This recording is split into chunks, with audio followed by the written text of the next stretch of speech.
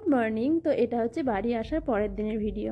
তো আশা করছি সবাই ভালোই আছো। তো আমি এখন ঠিকঠাকই আছি, কিন্তু ভিডিওটা হচ্ছে কিছুদিন আগে। তখন দেখো আমার এতটা ঠান্ডা লেগেছে, চোখটা এতটা পরিমাণে ফুলেছে, মনে হচ্ছে যেন কোনো পোকাতে বা পিঁপড়েতে কামড়ে দিয়েছে। তো সকাল সকাল ফ্রেশ হয়ে গেছি, আর আমি তোমাদের সঙ্গে একটা জিনিস শেয়ার করছি। আমি আমার বাড়ি থেকে মামার বাড়ি, মানে মামার বাড়ি যে জায়গাটা সেটা শেয়ার করছি। আর ওইদিকে চারিপাশে মাঠ, পরিবেশটা খুবই ভালো, জানো তো। এই জানলা দিকে আমি জাস্ট মামার বাড়িটা তোমাদের সঙ্গে শেয়ার করলাম। মানে এখানে আমার মামারা চলে এসেছে রিসেন্ট। আগে একটু গ্রামের ভেতরে ছিল, এখন একটু বাইরে। তো এই পরিবেশগুলো বেশ ভালো লাগে, এগুলো আমারও বেশ ভালো লাগছে। বেশি কেন বলো তো, বেশ একটু কাছে গিয়েই বৌদিদের সঙ্গে গল্প করা যাবে, এটাই ভালো লাগা। তারপরে একটু ছাদে গিয়েছিলাম, আর এখানে আতা গাছ ছিল, আতা যদিও নেই। তারপরে ছাদে গিয়ে একটু দেখলাম রোদে বসবো। দেখো চুলগুলো এলোমেলো, মানে সব কিছু মানে এলোমেলো হয়েছিল চুল। তারপরে এখানে ছাদে গিয়ে দেখো একটা পইয়ের ডাঁটা মা লাগিয়েছিল।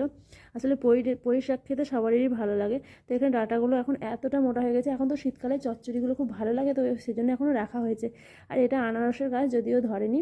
আর এখানে দেখো এই যে জবা ফুলটা দেখছো না, এই ফুলটা অনেক দিন পর ফুটেছে, আমার খুব ভালো লাগে ফুলটা। আর শীতকাল যেহেতু, তাই সব ফুল কিন্তু তাড়াতাড়ি ফুটতে চায় না। এখানে গোলাপি জবাটাও দেখো সব এখনও কুড়ি হয়ে আছে, মানে ততটা এখনও মানে ফুটছে না, একটু দেরিতে হয়তো ফুটবে রোদ্রটা ভালোভাবে পড়লে। আর এখানে একটা জবা, মানে অনেক রকম জবা আছে, সেগুলো আমার খুব ভালো লাগে। আর এগুলো সব আমার লাগানো গাছ, তো এই গাছের ফুল দেখে আমার খুব ভালো লাগে। আর এই ফুলটা আমার ঠিক নামটা মনে নেই, তোমরা যদি জানে থাকো তাহলে একটু কমেন্টে জানিয়ে। আমার নামটা ঠিক এখন মনে পড়ছে না। এটা ছিল লক্ষ্মী জবা। এই ফুলগুলো এখন খুব কম কম ফুটছে। আসলে শীতকালে না গাছের ফুল, মানে এই ফুলগুলো তো কমই ফুটবে, গাঁদা ফুলটা বেশি ফুটবে।